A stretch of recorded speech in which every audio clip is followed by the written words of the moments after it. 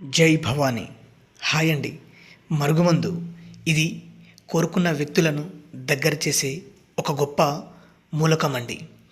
మీరు కోరుకున్న వ్యక్తి అనగా లవర్లు కానివ్వండి, భార్యాభర్తలు కానివ్వండి, ఏ వ్యక్తి అయితే మీకు కావాలి అని అనుకుంటున్నారో ఆ వ్యక్తిని వశపరుచుకోవడానికి ఈ మరుగుమందు ఒక గొప్ప అవకాశం అండి.